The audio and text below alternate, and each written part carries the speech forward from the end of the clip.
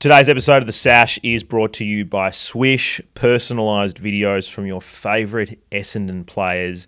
Mother's Day is approaching, everybody. It's about a week away, so why not get Mum the ultimate gift, a video from her favourite player, Zach Merrett. And with us, you can get 10% off using the code The Sash. Jesse, I'll tell you what, if Zach Merrett hasn't sold out after last night's game, he's going to be selling out very soon.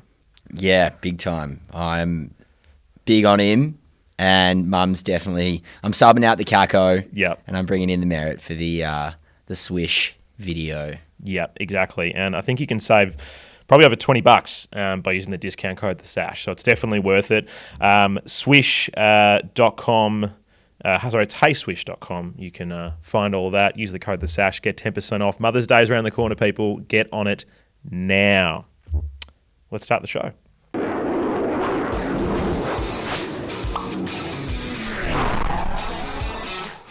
Have you ever won like this, where strange things happen and you're going round the twist? This is The Sash, definitely not the official podcast of the Essendon Football Club. I am your host, Rob, here with you on a Friday after a win on a Thursday night. And joining me in studio, Backchat Studios, is Jesse. Hello, mate. Hello. Hello. How are we? Well, let me just put it this way. Oh, nice. There we go. Enjoying his cold beer. Needed. After a long week, it's a beautiful sunny day here in Melbourne, and it would be very rude not to have a V-banger on a Friday afternoon pod. It's the first time we've done a Friday afternoon pod, well, at least one that I've been a part of, and I will need a little bit of that liquid to just help me through the next hour, I think. Nice. Yeah. That's good. Yeah. The first Friday pod we did, funnily enough, was in this studio, and it was Damo and I reckon half of what you can see around us was in here, and I was running it all myself, and I was fumbling, and Damo was like, "Are you okay? Are you a bit stressed?" And I'm like, "I've never recorded in this room before. I don't know what I'm doing. I'm not used to sitting on a couch. There's a lot of things going on." But anyway, I'm feeling better. Here we are. Things are looking better. The set's improving. It's looking great. It's not done. But for the YouTube people, you'll get a bit of an eye. We've obviously got Joby up there on the wall, Joby number 4, so a bit of framed art that someone gave me. We've got our favourite little babushka dolls behind me there. Got a Plains beanie behind you. Maybe we should just start adding based on wins. Every win we put something else. And do we take one off when we lose? No, because we'll have nothing in here by the end of the season. But yeah, I've got a fair bit of stuff at home I'm going to bring in now. I think you've mentioned you got some things as well. But look, Faithful, this isn't a call out saying I need stuff. Like, I've got plenty. But if you have something weird you want to donate, I think weird is what I want to go for. If you've got the really weird Don's merch, like your babushka dolls, if you've got something like that you're happy to donate to the set, let us know, because we'll find a place for it here. But I digress. Let's talk about last night, Jesse. We won, but like some other wins we've had this season, at a cost. Well, it's the inaugural shit game of the year. Probably the worst AFL spectacle you could ask for. I was walking to work today, and there's this Irish guy who said that he watched the game last night, and even he said he thought it was a below AFL standard, and I believe he's probably watched 4 or 5 games. He actually described it as a game of tennis. He said that he felt like there were that many turnovers that his head was just going from left to right to left to right to left to right, and it really did feel that way. Look, it's a strange feeling when you win and you feel like more it's a loss, but you do need to remember that we've banked the 4 points. The challenge really is the repercussions of the game. Another key player injured, and I mean, we just can't get him on the park, Ridley, for long enough. I know that you mentioned it in your On the Siren, your post-game reaction. You were mentioning Mert's words earlier in the year, and I don't know what the future looks like for this guy, but it doesn't look good. It doesn't look like we can get any more of 4 or 5 games in a row with Ridley until his body breaks down. I guess the only positive out of that, rather than other than getting the 4 points, is that we did win on someone's 100th game, but he wasn't there to actually see and hear the final siren. No, he was not.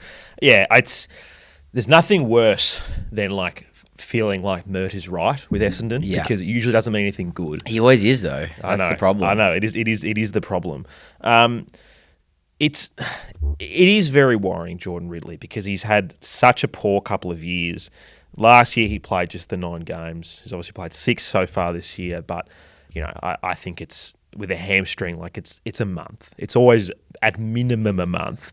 So we're looking at another 3 or 4 games there, and then how does he come back? Because he's shown over the journey that apart from those couple of really good years when he won the Crichton, he has an injury problem. And I was thinking about it a bit this morning, but you think about our senior guys, there's probably 2 of them who seem to get away not without injuries, and that's the captain, the vice captain. All the other ones have problems, some more than others. Like Redmond's generally out there most of the time, but you go through everyone else, and they've all had significant issues. So Dylan Shill's had issues, Peter Wright's had issues, Langford has issues, Guelphy has issues. Equinox. The Equinox has issues. Gresham, who's now at the team, he's starting to have issues. Like all these guys who really are the ones you need to be relying on to play, 18 to 20 games every single year, are the ones who are falling away. And look, this happens to every football club to varying extents. I don't know who's ringing that buzzer in the middle of this show, but maybe Dan's gonna answer that. Did you order some pizzas? I don't think I ordered anything, unless it's Amazon dropping something off. Let's see what it is. Let's find out. We're not going to cut this out. We're going to keep going. Dan's on the phone. Oh, we have a delivery. Oh. Could be some lights. Maybe. Yeah. It is a healthy Jordan Ridley. Go to the wide. Go to the wide. Possibly a healthy Sam Draper. Yeah, wouldn't that be a nice delivery? But yeah, like there's just so many of these guys that just can't seem to have a good run at it. And then you've got the 2 guys who are pretty much there every week. And you're never going to have a good year where you play finals and ideally go further if you don't have the senior group playing most weeks. And every Essendon fan would have Ridley as one of our most important players and probably top 5 best players when he's up and gunning. But that's just not the case right now. Here it is. The delivery is about to walk in. I'm told it's a delivery from a particular chocolate company. Oh, that came quick. Wow. That came really quick. A chocolate company delivery. Bring it over. So this has come from a chocolate company. Okay. Yeah, hold on. Let's have a look. All right, so Dan's bringing this over. Oh, my God, this is heavy. Oh, my God. Let me put the laptop down. How much old gold is in that bag? I have no idea. Holy moly. What are we talking? What have they? Someone from Cadbury hit me up and they're like, "Oh, do you want some old gold?" And I was like, "Yeah, sure." Really? But how's it come? But this was this morning. Wow. How's this come so quickly? Willy Wonka. Oh my God. Has got his Oompa Loompas on the mission. What? Oh my God. This is insane. Oh yes. Look at that. Wow. I didn't even know they came in boxes like that. Yeah, well, I didn't know that. He must have express couriered it. Oh my wow, God, that's a chocolate drive amount. Look at this. Do you want an original? What else do they got? Have they got rum raisin? Yeah, you want a rum and raisin? Yes. You're a rum and raisin guy. I'm a rum and raisin. Oh my God, this is insane. There we go. Look at that. Look at that. Look at that. Old gold. Here we go. Is it rum and raisin? Is it rum? Does the rum and raisin have chocolate nuts in it or not? I don't know. You have to check. Generous chunks of rich dark the chocolate, almond full of juicy raisins infused. The almond with... does. Can I'll just say for the listeners and viewers, this is not a planned stunt. I did not plan for this to arrive. But it's during worked the show. perfectly. It has worked perfectly. Cadbury, you've timed yourself very well here. Yeah. I'm just going to have to bring up the name of the person who sent it just so I can thank them on the show. Because more chocky. We got this mess. I literally got this message this morning saying, "Hey, gents, I work for Cadbury. Do you want some old gold?" And I was like, "Yeah, man, that'd be amazing. Thank you so much." Thinking it'll come next week, but it's literally been express posted here today. Mitch Newton. Mitch, thank you very much. You're an absolute legend. How about that? Rum and Raisins average. Yep. Average. Should we talk? Totally just lost where we were going. I was gonna say, should we talk some more old gold, or should we continue where we were going with the injuries? I want the almond. You want the Send almond? it. All right. Well, let's continue the injury chat, and then we'll come back to talking about. Rum about and old Raisin gold. is like old person food. Oh my god! I didn't even know this was a thing. Espresso affogato. This is a special edition. Oh my god! I don't even know you can buy these. Limited time Sash faithful. Wow, they've really piled that in there, haven't they? God, who needs Essendon merch for the set when I've just got blocks of fucking chocolate? It's proper chocolate drive This is amount insane. of chocky they've given us. Where's the almond? So what's the I don't what's think there's this? any almonds in here. What's the selection we've got? We've got espresso affogato, rum raisin, original, Original, peppermint, Ryan's peppermint, favorite. and dark. We haven't got any almond, which is actually my favorite. Oh, what? Isn't Yeah. it all dark chocolate? Well, like there's dark.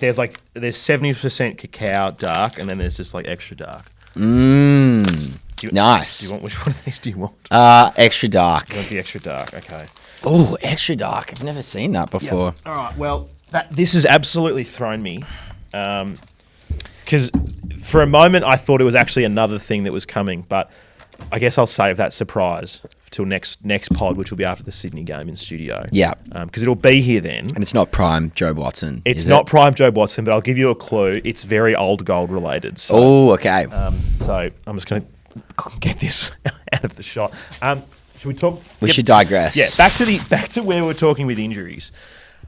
I am genuinely worried about Jordan Ridley, that he's going to become just one of those players, kind of like Darcy Parish now, where we just don't expect him to be fitting in the team. Because right now I don't expect Darcy Parish to be available much. Hopefully that changes. And now Ridley's kind of in that same boat, if he wasn't already. And it's a worry. It's a real worry. It's real Brett Deledio areas. It's interesting. I just... The comparisons of AFL injuries compared to any other sport is where I want to center the next part of our chat. And I compare it to, let's say, football, as in soccer. And you just don't see as many players getting injured playing that sport. And when I say injured, I mean soft tissue injuries. Yeah. And the nature of the sport, you probably aren't running necessarily as long distances when you're playing football, but it is still short, sharp sprinting, a bit of jogging. I mean, the element of the running side of the game is not necessarily too different, but the injuries in this sport, and in particular, there are just certain clubs that are plagued with injuries, and the other that I liken us to is Carlton.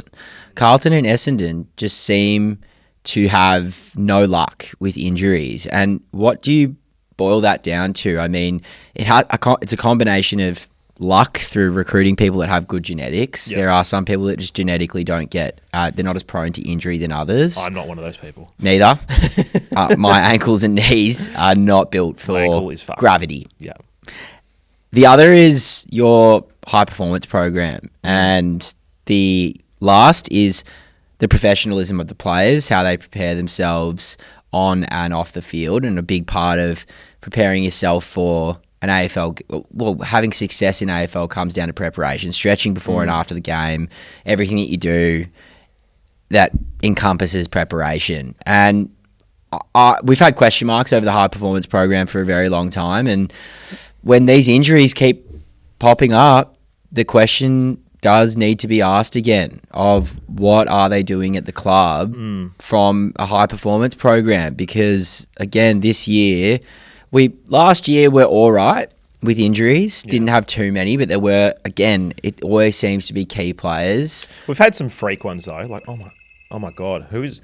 Oh my god, is this the next delivery? Why does the phone keep ringing? This is unplanned. This is not planned. Another delivery? Oh, this is it. Why are we getting so many fucking deliveries on a Friday afternoon? Like, Bring it on. This is old gold, isn't it? This is it. I hope that that's what it is, because it'd be great to wrap up what we're doing here. But yeah. To put that all Yeah. and tie a nice little bow on it is to just say I have questions over the high performance development and the program now, seeing the the amount of soft tissue injuries we've had this year, and it's getting to a point where it's really becoming difficult to follow this club when every year it's not only your list that's up against it, but also you just have injuries to key players. Yeah. And it's so hard to see all of these good players. I mean, that's Jordan Ridley's 100th game. How long has it taken for him to get to 100 games based on injury? It's how old is he? 25? 26? 26 years old, and he's only played 100 games. So for a comparison with Ridley, so Ridley is at game 100, same draft year as Andrew McGrath, who's at 164.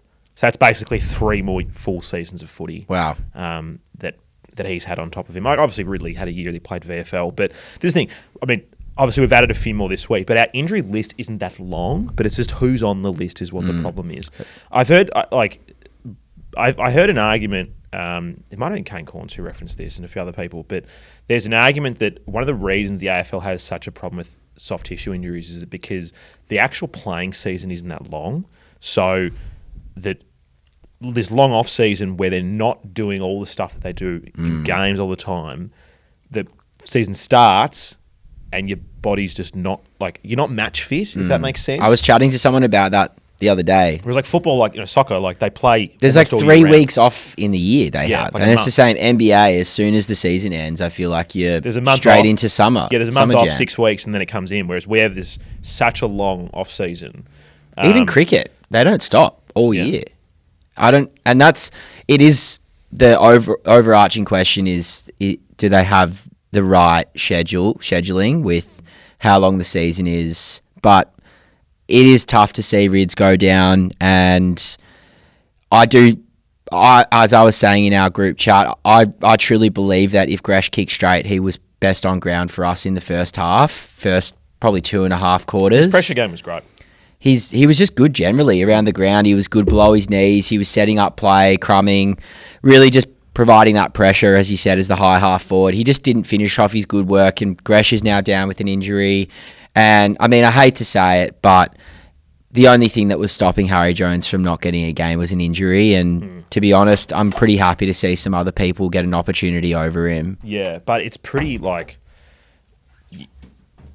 let's look at just talk the injury for a second before we talk the team stuff. But that was hectic. That was fucked. Yeah. That was fucked. Like it looked like. Did you see them trying to bend it back into place? Oh. And he's like, please don't. Yeah. Stop. Like it looked like his shoe had fallen off. That's how weird the angle was. Yeah. It looked like his shoe was like half off. I mean, there goes my foot right now. But like it was like that. Yeah. It was not good. No, it was not nice. So yeah, horrible. I feel for him. You know, if we're taking a pure, you know, analytic view and taking the emotion out of it all, yeah, like it will be good to see other people get opportunities. But like, God, that was hard to watch. Like watching Draper, it was hard to watch. He was probably wasn't like maybe not quite as painful, but he was very emotional. But like watching Harry Jones there, like lying basically up against things, just like putting his hand up, waiting for people to get out to him, like really, really hard to watch. And yeah, you really feel for him, and it's a very difficult one because so he's not contracted next year. Yeah. He hasn't been setting the world on fire. Far from it. I would have had him in that position where he would have been on the trade table, but like does he have a contract next year? Not with us, so we can't trade him then. No, I think the club, because you know they look after their own. I think they'll probably offer him a year. Yeah, you would. You would. I think that's a dog act not to. I got to look, and unless someone comes knocking and being like, "Hey, we're going to pay him twice and give him 3 years." But he becomes real Sam Wiedemann areas. Is where if you're giving him a new year, it's full. You're playing in the twos, and you're only playing in the forward line if Caddy, Langford go down, and we need that second or third tall option. I know that you weren't wanting to necessarily get into the team, but no, we can. If you're happy to go there. Now that we've spoken about the emotion of it, because it was awful. Like, let's get that. He was just completely he had no impact on the game whatsoever. And he looked slow, which is what do you expect when you're playing him on a wing? I mean, this is the issue that I've had with Brad Scott's selection of Harry Jones, and I actually don't think it's Harry's problem, but he is being played out of position. It's the typical age-old adage with Essendon, just playing players out of position, but he looked really poor, completely off the pace, bereft of confidence, and there were a couple of really, I mean, that handball, that I don't know if you remember his handball, but that was one of the worst decisions I've ever seen. It was, you know, when you go to handball and as the ball's leaving your hand, you second guess and you try and grab it out of the air. He went for one of those and it just looped straight up in the air, absolutely to no one, straight into the hands of a North Melbourne player. But I don't want him in the side. Yes. It's as simple as that. I'm sick of seeing Harry Jones in the side. He's not offered us anything. We may as well be playing with one less person on the field when he's there because he's not offering us anything defensively. He offers us absolutely nothing in attack. And to be honest, every time you see Harry Jones near the ball, he's just chasing his man. He's never first to the football. And again, he's been played out of position. We've got not much to come through, but we've got one player in the VFL in Zach Johnson that I truly think deserves a go now in the team. Put him on a wing. Well, I think so. I mean, we kind of forget it's probably Saad El Hawley's.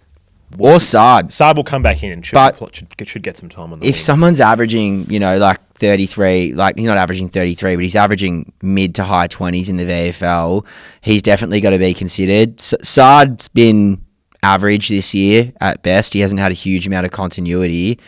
So it will be interesting to see where they go from a selection point of view. You'd think they'd go to Saad. I'm happy to see Saad as well in there. Saad or Zach Johnson. Yeah. But yeah, like it's just like you just want to see guys get their opportunities. That is the silver lining when people go down with long-term injuries is that we're going to see what some other people have got. This was always going to be that sort of year where we develop and injuries force these decisions to be made. And we know from our time that we've had Brad Scott is that they are stubborn in the way they select the team. Like you really have to batter that door down to get in.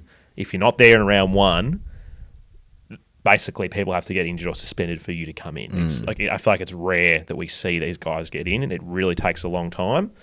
So that is the blessing in this. But yeah, it's just really hard to come out of a win, and much like it was with was it Melbourne game, Adelaide game.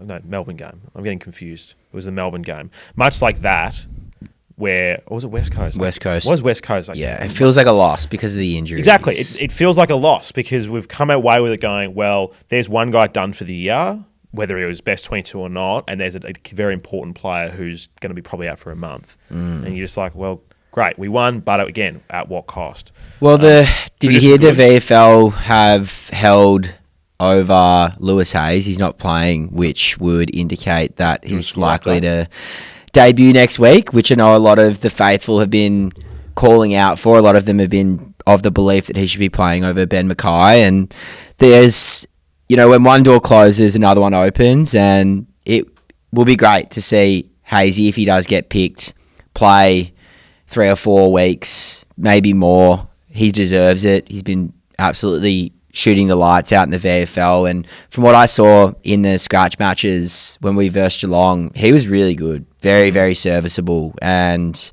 is clearly a great player and deserves a bit of AFL experience.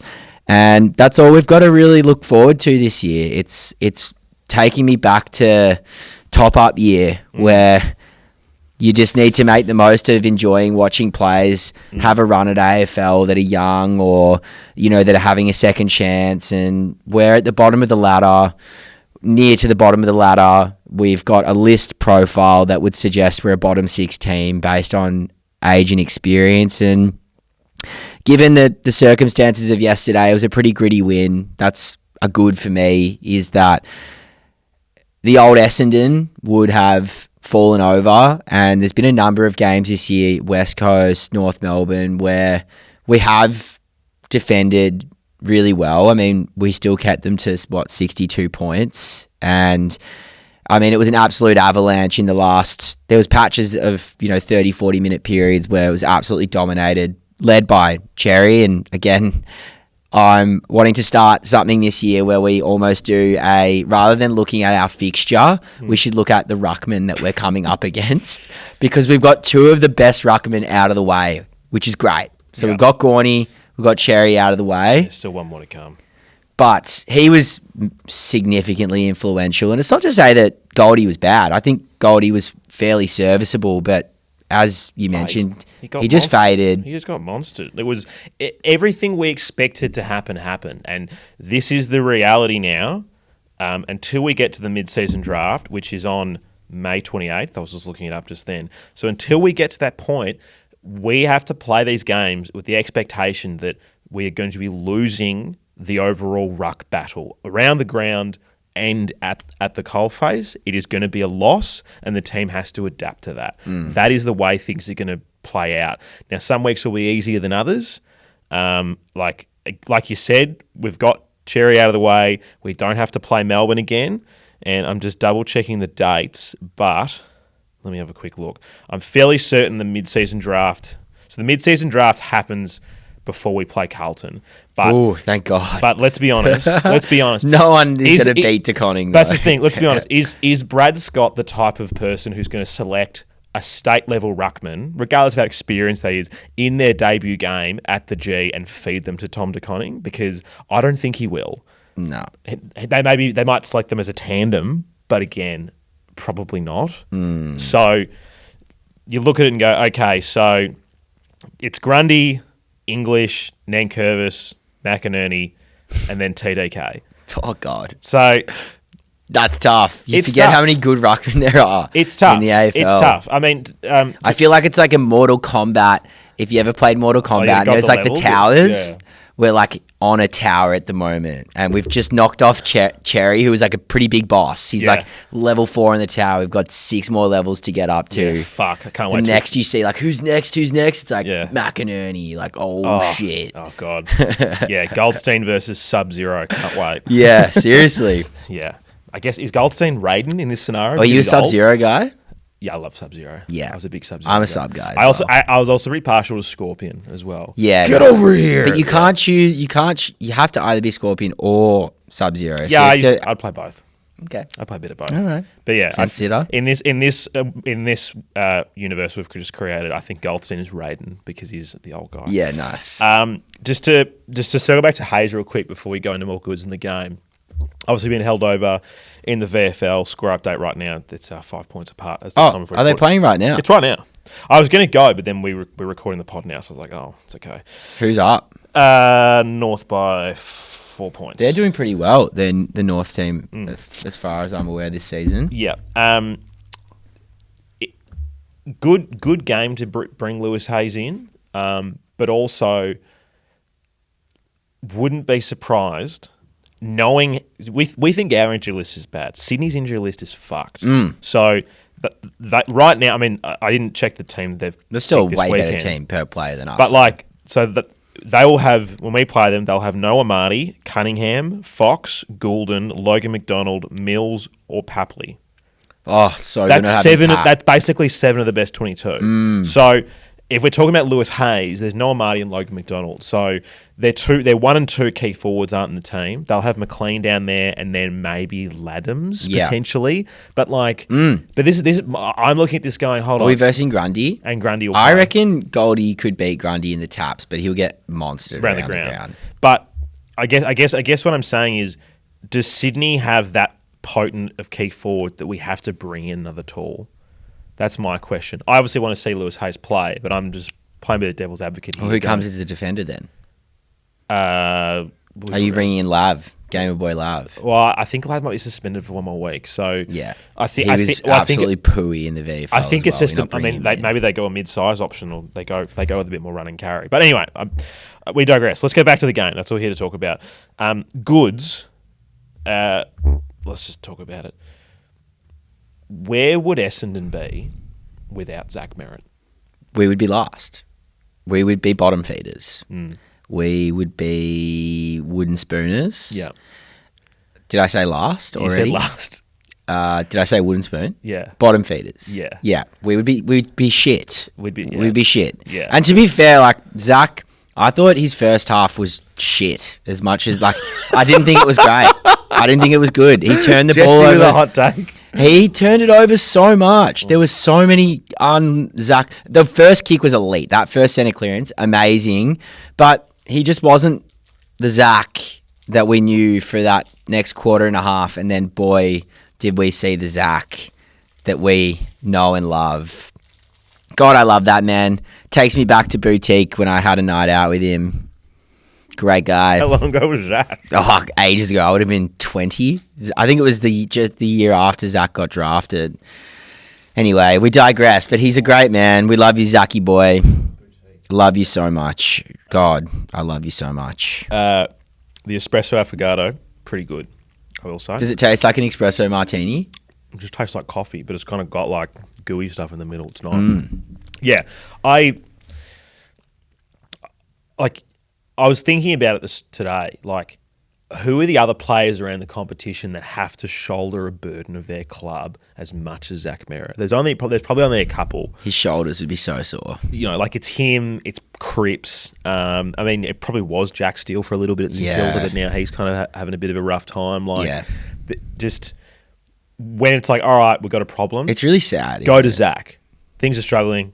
Get it to Zach, and he's just always there to will us over the line. Don't you feel bad when you watch Carlton losing and Crip is just like running around stoic, just doing his best? And I feel like it's the same with Zach. I mean, I'm so invested in it watching Dons, but when I see Carlton, I'm like, poor Cripps. Poor guy. You're doing everything.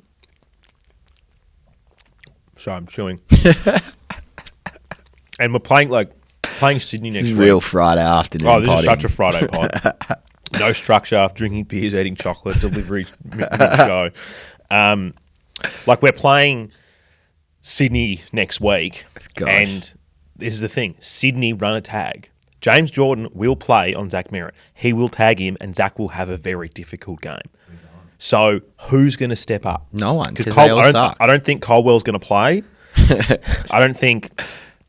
Who is going to stand up? Who's going to step up? No one, Rob, is the answer. No one. Maybe Durham for 40 minutes. That's the best that you get out of him right now. Maybe the Equinox. That's about it. Oh, yeah. Equinox was good last night. He is good. He is good. Love you, Eek. Someone sent in a good hot take about him that I'll say, but they made a really good point. Let's talk Largest Artist. Thoughts on his game last night? Quiet. I don't Underwhelming. I just didn't notice him having a great effect. I feel like his ground ball gets were decent. Yeah, which he's usually good at. But he didn't really. He was struggling to find the pace, I think, which is fair enough. He's had a few weeks off, right? Yeah, I think he's sort of going head to head with Will Phillips, who didn't have a great game. It was honestly two young midfielders who were both top 5 picks, who were both neither of them were good. They both just cancelled each other out, and neither of them had much of an impact on the game. Yeah. So I didn't walk away going, oh my God, I can't believe he did all these things wrong. But also at the same time, I wasn't how great he was. I was like, yeah, he played. Yeah. Wasn't bad, wasn't good. Just play next week, you know? Hopefully you're better for the run and you go again next week. I want to talk about the big guy.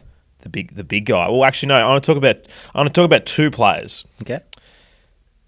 One at either end. They're very different. One's sharp, clean, flashy, very skillful. One is an absolute see you next Tuesday dog feral, and they both have the same first name. And they were both awesome last night, and that is the 2 Archies. And I think after Zach, I think they were probably the 2 best players for mine at either end. And yeah, Archie Roberts is just getting better and better every single week. And so is Perk. And it was great. It was really that was the first time I really felt Perk becoming what the stringer role was, where he was just getting them on the lead, getting set shots. His set shot kicking is beautiful right now. Better than Paco. And just looked great. So, yeah, absolutely wrapped for the pair of them. particularly Perko, because he does have a lot of pressure on him being, a Hot. top pick, being hot, and yeah, I was really, really happy for him. And yeah, like we don't win the game if he doesn't have that first half. Yeah, no, he was awesome. Had some really good delivery, but he looks, now that he's growing into his body and his confidence, he's actually becoming quite a challenging person to match up on, because if he has a run and jump, he's quite fast and he's got a good vertical leap as well. And he's quite good at protecting the ball in the air. And yeah, I'm keen for him to go from strength to strength. He's strung together 3, maybe 4 good games this year now, and that's the one thing that we've been asking for is more consistency. He's playing a pretty challenging role. That high half forward role is a hard role to play to get that consistency. I mean, you see it, all of our half forwards are a byproduct of either not being great or that being a difficult role. I mean, you look at players like Zach Bailey, they're a good example. I've got him in my super coach, so I know. And there's some games he gets 60, and other games he gets 140. Sometimes maybe good, sometimes maybe shit. Correct. Yes, I know. Perk has kicked a goal in every game except for the Adelaide game. Nice. So that's what you want from a forward. He is another person who benefits from Peter Wright playing. Yeah. So the cascading effect of defenders, where you send the number 1 goes to Peter, number 2 probably goes to depending on the Caddy or matchup, Langford. Caddy or Langford, and then he's basically copying the 4th defender, which there's only a handful of sides in the competition who bat that deep where their 4th defender is really good. That was probably the case against Collingwood, where they've got such a good team, but still obviously got a goal. And this is the role that he's in now where, if he has 15 touches and he kicks a couple of goals, that's your job for the day. We saw when he ran through the midfield that he couldn't be the accumulator. He couldn't be that person who's just at the contest, next contest, next contest, next contest. He's not that guy. But he's clearly skillful enough and has the talent to mark, to kick, to turn, to use it well, to kick goals, that he can be that good half forward option who, like I said, 15 touches, 1 or 2 goals every week. That's your job done. Yeah. We'll see you next week. So really, really happy for Perk. And yeah, Archie Roberts is just really quietly over the last few weeks. Like, he's obviously been nominated already, but he's my favourite. I haven't got the odds. Dan put money on Dan the producer put money on Arch to win Smart the Rising guy. Star. So I wonder why. I haven't he looked. produces this show, right? Yeah. You have to be smart. Yeah, I haven't looked. I haven't looked at how the betting is, but I would imagine that he is closing Yeah. slowly. There wouldn't But he be would be. anyone in that particular range of players that would be averaging more disposals per game than Archie Roberts at this point in time. I don't think he's had anything under 23 over the past 3 or 4 weeks. He's been really consistent. And the one thing I love about Arch other than his competitiveness, Still playing 34. What does Levi Ashcroft average? it's his composure. Yeah. He's just so composed. And God, we've been crying out for players with composure for years. And he just looks like a 100 gamer already. More than a 100 gamer. Here's a question. Crystal ball. Get the crystal ball out. Yes, he will be the captain. Is that what your question was that going was to be? I like it. Not where I was going. Not where I was going. Crystal ball. 2-3 years from now, is Archie Roberts playing in the midfield? Yes, You reckon he'll definitely. he'll get there? 100%. He's got all of the attributes of a midfielder. He played there and he was drafted as a mid. And you can tell. I mean, he's got so much composure and he just hates being beaten. Hates being beaten by his man. And God, you love to see him give it to his man as well. And there's a few players now in the team. And it's all the young guys like Daz, Caddy, Ben Hobbs, Archie Roberts. It's just so good to see these players just love grabbing a shirt. How long has it been since we've seen Essendon players when they pin someone holding the ball, they just get into them, holding them down, pushing them. An Essendon player 3-4 years ago would be the first to, give them the high five and bring them back up if they pin them holding the ball. I mean, dare I say it's a little bit of Brad Scott It is very. because that's how they played. Yeah. Once upon a time. Just quick comparison. So Levi Ashcroft is currently the favourite for the Rising Star, but I'll give you this is a stat to stat Levi comparison. Schmevi. Stat to stat comparison with Archie Roberts. We'll go through this quickly. I bet he's smashing him in every start. Disposals, Archie Robert wins 22-20. Marks, Archie Robert wins 5.2 to 4.9. Tackles, Robert wins 3-1. Clearances, Ashcroft wins. Kicks the same, and then handballs, Archie Roberts plays. I mean, Say less. Ashcroft is rated as a midfielder, whereas Archie's rated as a defender. But And he's beating him in disposals. I mean, I don't know, looking pretty good. So yeah, he's one of the real good stories this season, and such a good story. even though the majority of the talk is Caddy and Kako, because look, that's what gets the hype. You know, guys kicking sick goals, young guys flying for marks, chasing, doing all the cool stuff. Roberts is the guy, though. But like, he's just flying under the radar. Like, you talk to other AFL supporters, and they'll be like, "Oh man, Kako's exciting. Oh, how good's Caddy?" But like, how many of your mates and listeners, viewers, think about that? How many of your footy mates are genuinely going, "Oh, that Archie Roberts is all right"? I would imagine not many. Very few. It's funny you say that. I was speaking to this guy who's a North supporter at work today, and I said, "Oh, Archie Roberts had a good game," and he's like, "Oh, I don't even." And it was the same thing. No idea. Wouldn't know about him. Didn't see him. He gives Geelong Archie Roberts. He gives real Geelong vibes, and so he's good. Yeah, he's just got that. He's got that to him, and I can see him being a 200 gamer. I can see him being a captain of the club, and he just looks like a fresh lord. Like, he just knows what he's doing. He's fresh lord. He's got his head screwed on. Can we go another good? Yeah. The mountain in the back line, Zach Reid. The Great Wall of Reid. Geez, another great game from Reedy. He is the man. Yeah. He's just taken that number one spot. And with Reedy, with Ridley going down, you could just see he was the man. He became the architect in the back line. He made it his back line. He was right on top every single time the ball's in the air, right behind his man. God, it's good to see him.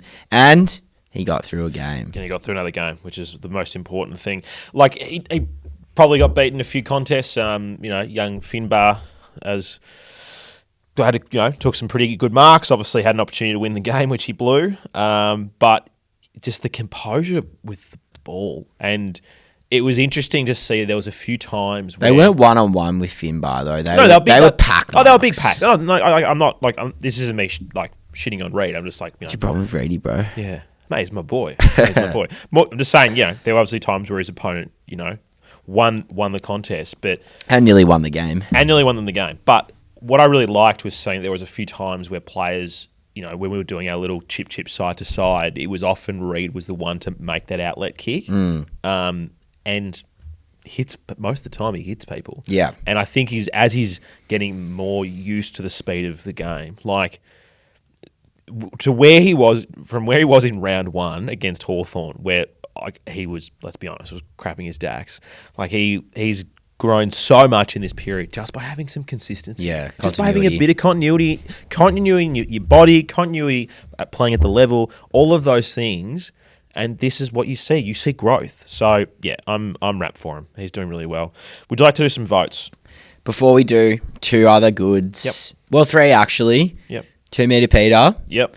Could have had a huge day in the end. I mean, he had some pretty challenging shots. There was one that was definitely very gettable. Very unlike him to miss those. Yeah. Obviously, fine. Like, particularly under the roof. I mean, I was like, I spent a week talking about how he's going to absolutely dominate, and then he was missing. It was very much that type of game in general. AFL's a game of momentum, and every team's going to get their opportunity, and we've seen it. It's been a bit of a story of the Essendon Footy Club, and it's typical of teams in the lower end of the ladder. You're not able to link up those forward chains and have the efficiency to be able to execute going forward as well as what the best teams do, and we saw that. It was just a challenge because it was such a contrast. In the first quarter, we had very dynamic ball movement. Yeah. In fairness, there was absolutely no pressure. North were applying to the footy. They weren't setting up behind the ball very well, and that led to there were some pretty bad turnovers in the corridor as well by them. But look, that happened all day. It was just one of those days, though, where it was really for the first 60 minutes of the day that we absolutely dominated, and we put it on the scoreboard in the first quarter. And if we had have just kicked at least half of those opportunities that we had, I think we kicked 6 or 7 behinds in the second quarter, the game was done.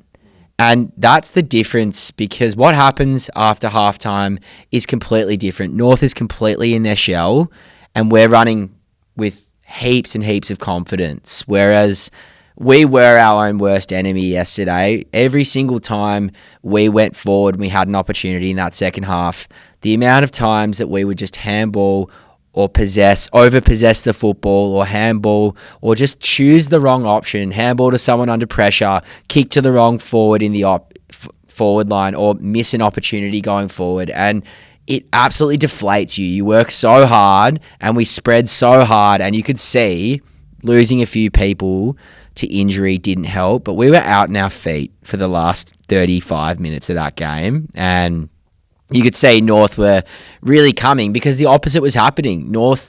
We would turn the ball over, and North would go forward and kick a ridiculous goal. Simkin from 45, 50 metres out in the pocket, the Zerha goal. Get fucked, Zerha. Why do you always play the best fucking game of the year against us? Can you fuck off? You only play well against Essendon. We suck. Step up and actually do something against a good footy team, brother, honestly. And I'm saying that because you are a good footballer, but I absolutely hate how Cam Zerha just turns it on against us. He plays like prime Jake Stringer against us. And yeah, it was just a game of not taking advantage of momentum. North did take advantage of their momentum, and we only did for the first quarter. So first quarter, Essendon kicks 6 goals, 1.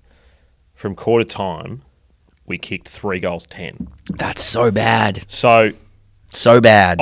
So many opportunities there to put it away. And there was a few out in the full. I think that did annoy me at times, because clearly it was it worked in the first term, that when we went quickly, we opened them up. We absolutely opened them up, and they kept trying to do that. But there were just times where I felt like I was like, hold on.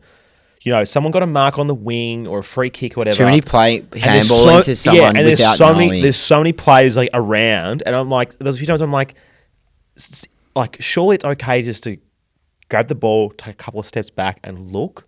But there were so many times that people just played on or just took a kick that was a bit unnecessary. And look, we got lucky because we were really trying to take the game on. Brad made an interesting comment in his press conference where he sort of spoke about that, and he basically was like, when we're still learning to do this well. We're not there yet as being a team who can just absolutely run and gun and do it well. And kill you on turnover. Yeah, we saw it work for a quarter, and then we saw it struggle for 3 quarters. So, but the challenge for us as a football club is, how do we stand up under pressure? And North's pressure appeared to be really good. When they had that momentum for the last maybe 2.5 quarters, were looking really good. They were sticking a lot of their tackles, but a lot of that could also be how much of our overpossessing is putting each other under pressure. And the amount of times we would handball to someone who had someone right on them.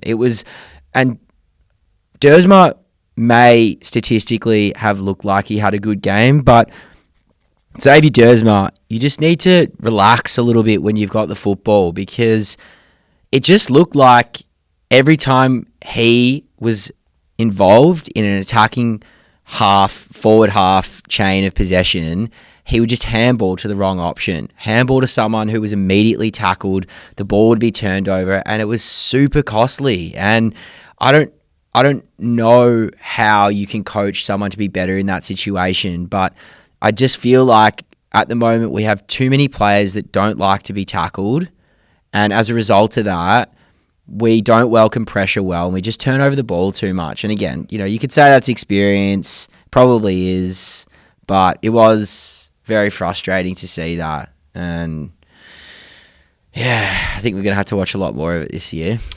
Yes, unfortunately, we will have to watch a lot more of that. Let's do some votes. Sash Fan Player of the Year, brought to you by Waxit Car Care. You can find the best car care products at waxit.com.au. Use the link in the episode description for 10% off all your car care needs. All right, the votes. Let's start at number 5. So coming in with 1 vote is Archie Roberts. 2 votes was Zach Reed. Nice. 2 weeks in a row he's got votes. 3 votes, Sam Durham. Haven't spoken about Dars, but he did some good things. Yeah, he was great. When we were struggling to open the game up, particularly in that second half, he was the one who was able to break lines and really bust through. So did some really good things. 4 votes, Archie Perkins, and with no shocks whatsoever, Zach Merrett 5 votes. Something you'll like. So when I look at the form, you see there's like a little pie chart of where everyone's votes have gone. It's always a bit of a scatter of where the votes are. Every single person who has voted gave Zach 5 votes. It literally says 100%. So if that is as definitive as a best on ground performance, I think you'll get for the Essendon Football Club. So yeah, where would we be? Where would we be without Zach Merrett? Anything else from this game that you want to speak about before we go to hot takes and a break? I mean, I think it was good to see Caddy and Kako play a good game. Caddy was probably one of Caddy's best games. He really competed. Yeah. Just didn't finish off a lot of his work. Yeah, I feel like that's where he's sort of at right now. He does so much good things. It's just about that little bit of execution at the end, and that'll come. Like, that will come. To be the key forward who's getting those options and doing all those things is the start, and then it will start to come. But he's not losing any contests in the air. He halves everything at least. Yeah, exactly. Which is all you can ask for from a 19-year-old. Exactly. Kako's got some wheels. I know. He's so good. I'd seen and I knew that he had that sort of explosiveness, to crumb and in a short space. But when he just got in the middle and just kept going, I was like, gee, I didn't realize he had this in him. So if I knew how to play guitar, I would send in a hot takes of he's electric because he is. Yeah, that'd be good. Shame he didn't see Zach and we could have just sealed the game then and there. But that was a shocker.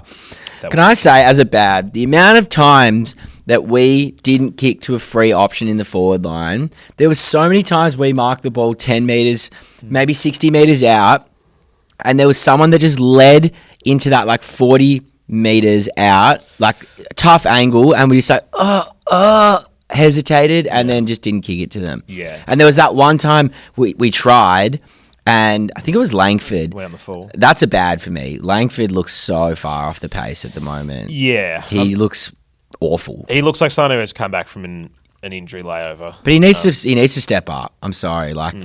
You got to be better than that.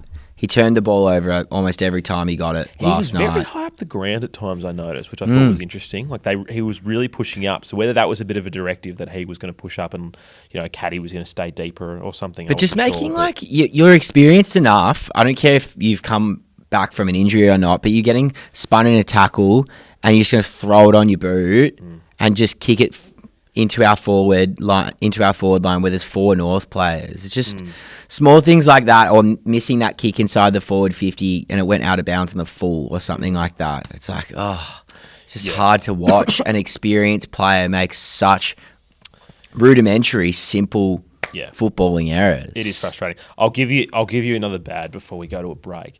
But that was a very over-officiated game of football. Big time. There were so many free kicks. And they've had the whistle in the pocket this year, which is strange. They haven't called anything. And then that whole fiasco at the top of the goal square. Oh, that was so stupid. Do you know what that is to me? It was there was on the radio, they were like, oh, maybe it was meant to be a high to someone. I'm like, no. Do you know what that is? That is an umpire who hasn't seen what happened and thought and just assumed.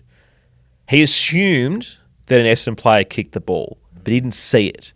Now, surely, instead of blowing the whistle and making a call based on assumption, you check with the other umpires if something has happened. or you don't make a decision, because assuming is what makes wrong calls, and that's what gets people upset, and that's how bad decisions happen. Yeah. But he assumed that Ben Hobbs kicked it, and then the other umpires were like, no, he didn't.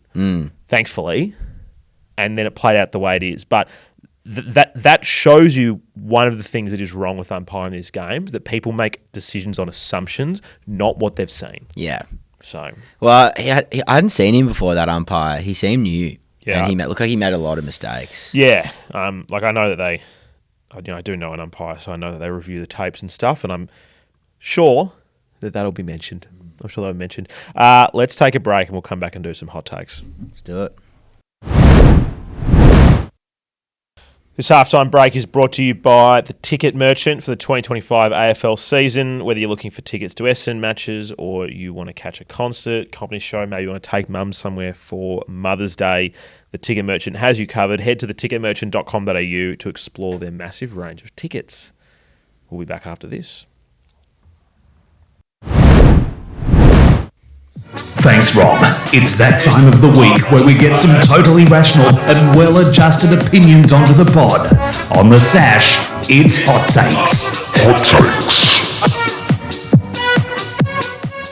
Bum, bum, dun, dun, dun, dun, dun, dun, dun, dun, dun, dun, as the bombers fly up.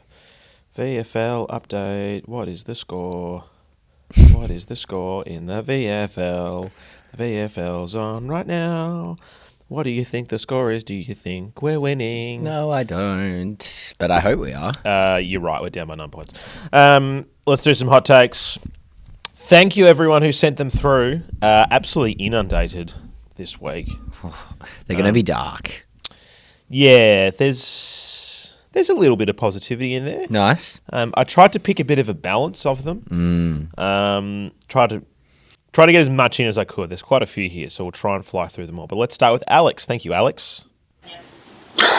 So, what I want to know is, how much longer can Zach Merrett carry this team? Honestly, that last half, no one else showed up. Well, maybe Duz did, but he's got so much on his shoulders, and he's such a hard worker, but he was everywhere and he was doing everyone's jobs, and there's got to be a point where he just snaps and goes, fuck you all, I'm out. I'm going to leave you in your own mess. Anyway, he's amazing, and God, that vision of Harry's ankle, that was fucking brutal. Go Bombers. There we go. Like, I think it shows the quality of the person, because there are so many people who I see write comments or send in hot takes, and we speak about it as well, where it's like, if that was me, I'm like, would I leave? But clearly he's not that sort of person, Like, he's got that heart. He's got the keys to the castle. Yeah, exactly. And he loves it. So, yeah, where would we be? It's concerning that seeing someone that really cares about what they do as a professional athlete is out of the ordinary. And I would love to see more people actually care at the Essendon Football Club like Merritt does. That's a good point. This is the Bulleen Bomber. How many times can you say take the 4 points and run with it? Sherry really kicked the shit out of us. Desperately need a ruck. But Merritt, I really want to have your fucking baby. 4-3. Go Plains.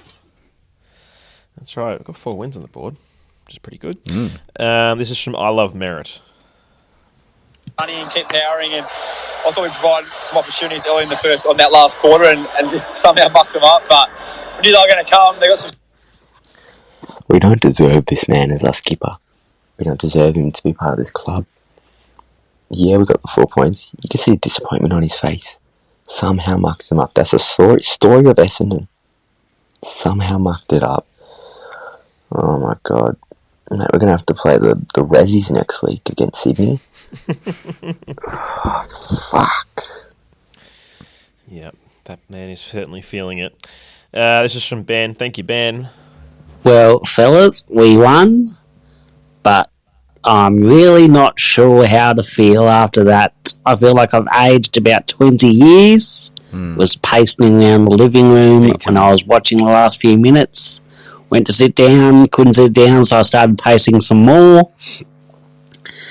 Zach Merrett, what would we do without you? Peter Wright, you were good in that last quarter. But, yeah, up the Dons. He was close to saying Plains. Yeah, he was. And he was like, oh, I can't do it. Oh, I can't do it. It was like that, though. I was at a mate's, and it's been a while since the profanities have come out. Really? But they were out. Really? Yeah. American, you missed the bloody... Right. There was a lot of that. Very frustrating. This is I Miss Jolder's. What a confusing night, honestly. Like, we win the game, but I can't help but feeling that we would have been better off losing. We lose 3 players to injury. 2 of them seem like they're obviously quite serious. Hopefully Ridley's isn't too long, but, you know, obviously Harry Jones, that could be potentially the last time we see him playing for Essendon at least, which is sad for him. And, you know, with the win, we get further away from a top 5 pick. Honestly, what do you guys think? I don't see the point in us finishing between 9 and 12 or 9 and, 13, 14. It's a dead spot in the AFL. Like, we're not good enough to win a final. We're probably not good enough to even get near a final at this point. So, like, are these injuries going to be, a blessing in disguise, so to say? And we fall further and further down the ladder and hopefully, secure a top 5 pick, and hopefully Melbourne's pick ends up being, a high pick, at least the top 10 as well. But yeah, like, what do you guys think? I just don't see a point in us. Obviously, you can't tank, but yeah, I would hate for us to finish between 9 and 13. That would just be, diabolical. I think we will finish between 9 and 13, sadly. Yeah. I think that's where we're heading. There's a lot of different ways you can look at this. Like, you want to build winning culture, you want to get wins on the board. I think if history's proven it's anything, if Essendon finishes with the top 5 pick, that doesn't guarantee we'll pick someone good. Obviously, it's a new regime managing that now, but yeah, I know what you mean. Like, it's shit to be in no man's land, but maybe. But we're there. We're there, and maybe we are there. And though. maybe that somehow, after 20 years of wandering the desert, Matt Rosa and Brad Scott can lead us out of the desert into a mirage, into a mirage where we think that we're in the promised land. Oh, it's water. Oh no, it's water. Yeah. Oh no, it's just the first half of the season again. Yeah, yeah. But I mean, winning games is important. Yes. And ask North Melbourne. I mean, losing culture is awful, and we don't have that at the moment. We are average, really, at best. And I do think that gritting games out and winning is much better for players and their development than being bottom feeders. Well said. This one's from Webby. Thank you, Webby. Boys, I don't care if the coaching's a mystery. The final's a distant memory, and we're stacking up the injuries. Bombers in 5. Good one. This one's from Darren. Thank you, Darren. Greetings, gents. Darren here from Bendigo. And love the pod, love your work. Long time listener, first time caller. And up the fucking plains, eh? Jesus Christ, that was a tough one to watch. Old Gold looked like he got a bit silly after the fucking bingo night and was struggling to walk home. Sherry took the fucking piss. Zach Merrett might win the Brownlow. Love that bloke. Jeez, I love that bloke. Zach Reid played a good game. Other than that, up the fucking plains. Nice. Bendigo Bombers. Bendigo Bombers. Been a while since I've heard of the Bendigo Bombers. That's good. Next one is from... Where are we? Sadi. Let's have a listen to this. Could be the worst win in the history of the Essendon Football Club. Definitely. I truly think that we did everything to lose that. I mean, we were 24 or 22 points up at quarter time, and then was that the worst 3 quarters that you could possibly play to win a game?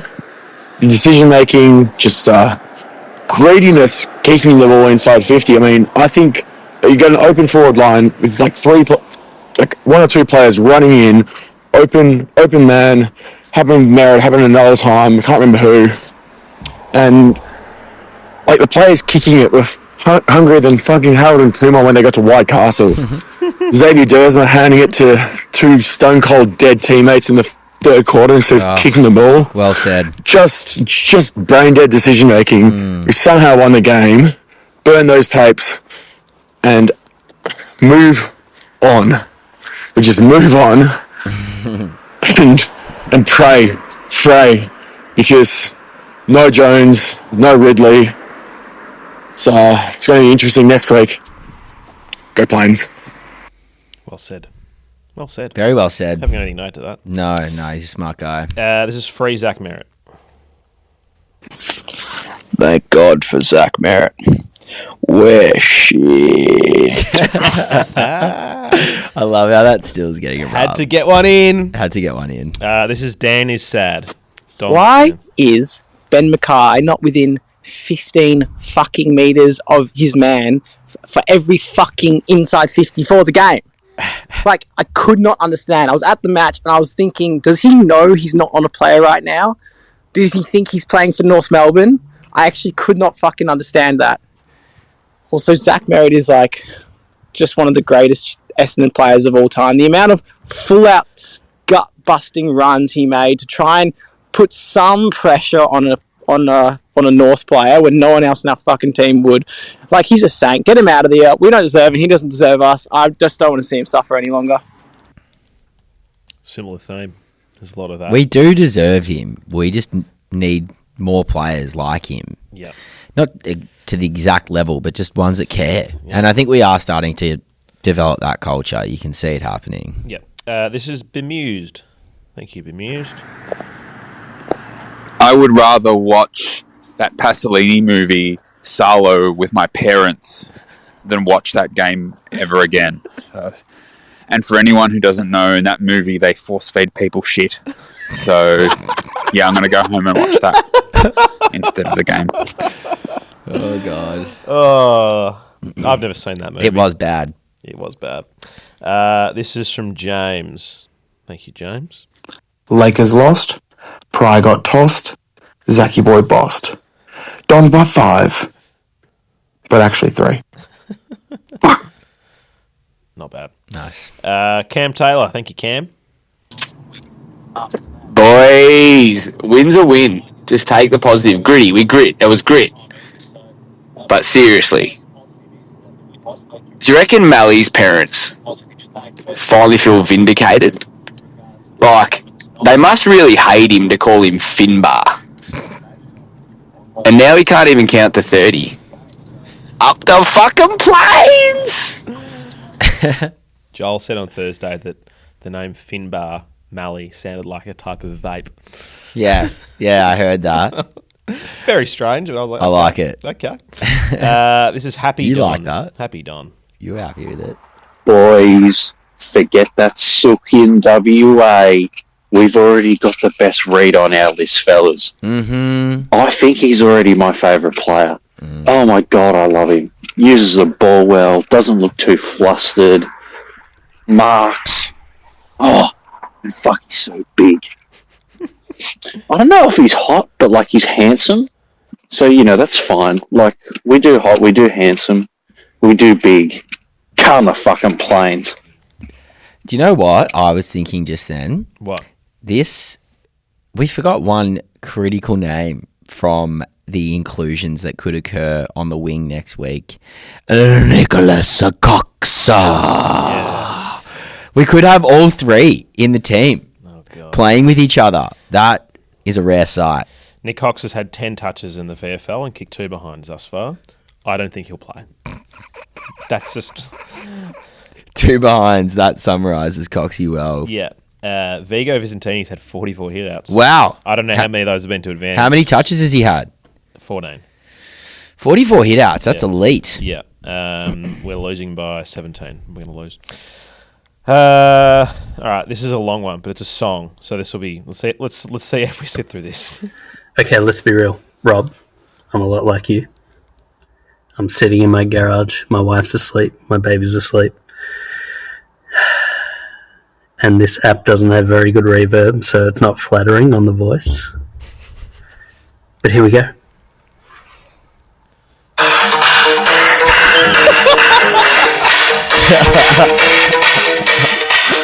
Taco!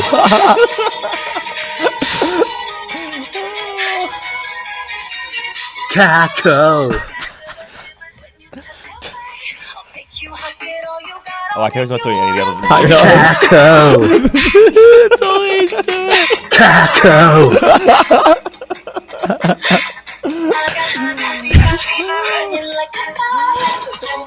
Come on, rap. Taco. Okay, Yeah, tacos. how many beers do you reckon? Tacos. Not enough. Half. Tacos. Still going. Tacos. Just go another 45 seconds. He's getting the whole song out, I reckon. Tacos. Alone in his shed. Yeah. Tacos. Wife walking in like, what are you doing? Tacos. Come to bed, dude. Caco, it's so good to see you now, front and center. Ever since you got here, Elwyn Davies in the blender. Please don't cut your hair because it didn't work for Redmond. Zach Reid is a god and I don't see it ever ending. He missed the Caco. Yeah. Caco! Let's go, boys. We did it. That was hilarious. I love how he was. I thought he was actually going to produce something of some kind of musical value other than just caco, because he was saying, like, oh, this app, the music verberation or whatever. I'm like, oh, this guy obviously knows his stuff. He's a musical guy. Yeah. Have you seen that clip of the guy who goes on it's like America's Got Talent? And he just does that song that goes tequila. He just stands there and the whole song plays and he goes, tequila! Yeah. Yeah, it reminded me of that. Yeah. But no, that was very good. We love that. This one's from Will Who. Thank you, Will Who.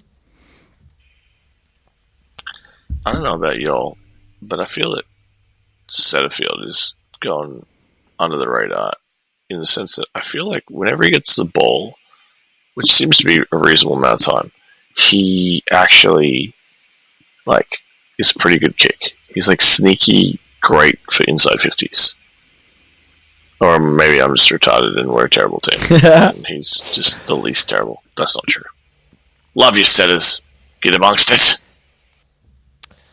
Sorry for the R word there, everyone. I think he is a sneaky good kick. I don't.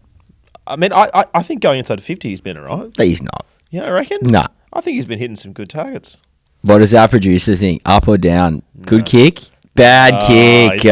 He's an average kick. He actually butchers it half the time, particularly going inside 50. You should watch, not this week, but last week, the amount of times he got the ball and there were forwards leading to space and he just kicked straight over their head to defenders. Okay. The Equinox is a tackler and a handballer. We've got a lot of those. This is Zach Reid Fan Club. I don't know what it is, but I'm fucking flat. I'm flat and I love Merritt. It's just fucked, man. Fucked as hell. I'm over this team. Fuck. I love Zach Reid and I love Zach Merritt. Fuck this club. Fucking dogs. Fucking dogs. I reckon that was real late night bed sheet areas. He sounded like he was rolling around in the covers thinking about the night for a while, the game for a little while. Yeah, that man needs therapy, I reckon.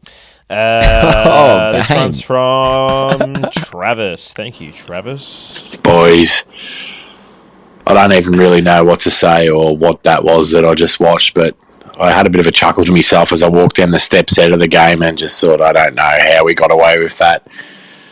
I don't know, you look at the silver linings, the first quarter was good, Zach Reid was good, Caddy was good at times, does some silly things, but he's exciting. Got a lot of injuries there now, boys. I reckon we might see Lewis Hayes and Zach Johnson over the next couple of weeks for sure, which is good, I guess, if we're trying to blood the kids. But yeah, happy to get out of that one alive and with even some sanity. Very little sanity. Well said. Well said. All right. We're running out of time. Sorry to the people I'm about to skip, but we're going to jump ahead and we're going to play some short ones. This one's from Ruggs. Thank you, Ruggs. Archie Roberts needs to move in to Zach Merritt's house. Just train him up as a Zach Merritt clone. He's got that killer instinct like Zach. Don't lose him, Bombers. There we go. Well said. This is split personality. Yeah, sitting on the couch with my wife. I usually watch the footy with my wife. She had a cat in her lap at half time. Cat was purring, having a good time. Second half, cat ripped a hole in her pants and her leg. And that was because of me screaming on the other side of the couch. She looked at me and she said, this is the worst I've ever seen you. I don't like this side of you. Go take a walk. You need to calm down. Shut up. You're going to wake kids up. Fuck. Up the plains. Fuck the plains. Up the plains. Take your pick. That's his first mistake. Don't watch the footy with the wife. Yeah, nothing. Don't do that. Nothing ends relationships like an Essendon football match. Dylan. Thank you, Dylan. Why is it that the week before we've got Pendles and Soddy looking like some primo 24-year-olds in the prime of their careers? And then we've got old Gold looking every bit of 36. I mean, come on, man, just hang the boots up. Fuck me, let's play Vigo. Not watching that shit again, I'm not. Dylan, you will watch it again. Mm-hmm. 'Cause I'll tell you what, old Gold will be playing next week. He will be playing until he can't play. Yep. 2 to go. This is Sane Don fan. I think we all have to accept that we're just very, very average. This season just needs to be about finding some gems, and if we can get a few players out of the VFL and then pick up some more players in the draft, we go again next year, hopefully with a healthy list. I've got big question marks over Ridley though. I just had some real scary thoughts into my mind of there's going to be some real dark patches this year, I think. Oh, yeah. And this start to the season's been relatively favourable. We've had, I would say, Port Adelaide's probably a bottom 6 side this year. Melbourne's definitely bottom 6. North's bottom 6. West Coast bottom 6, and we've beaten all of them. I mean, if we're beating someone, they're bottom 6, let's be honest. And Sydney have half their squad injured. Well, that's it. That's it. Yeah. It's going to be a real bad second half of the year, I think, again. Yeah. Real bad. Well, we've played the 3 teams we've lost to are all in the 8. And then a lot of the teams, obviously, who are above us, we haven't played as of yet. Well, Jesse, there's only one way to wrap things up. Did you hear during the commentary? Didn't he buy a house? Or is he still living in the cave? I actually don't know where Lurker's living these days. But we often sit here and we ponder who is the Lurker. Now, I'm not sure if anyone caught it. I should have prepared it and played the clip, but I didn't because I was busy today assembling furniture. Okay. Now, if you're listening on Fox or watching on Fox, Lee Montagna was talking about a man by the name of Nick Martin, He was saying how Nick Martin just kind of floats in space between defence and forward. And he said that Nick Martin is a bit of a lurker around the ball. He lurks. Okay. So, I don't know. Marto's dad. Could be. I don't Could know. be Marto's dad. Could be. He's definitely a journo. I reckon he's a journo, for sure. Well, he's got journo voice. Derek from the old studio used to think it was an actor. No, a comedian. He thought it was Lawrence Mooney. He thought it was Lawrence Mooney putting on a voice, but we don't know. Anyway, here's the lurker.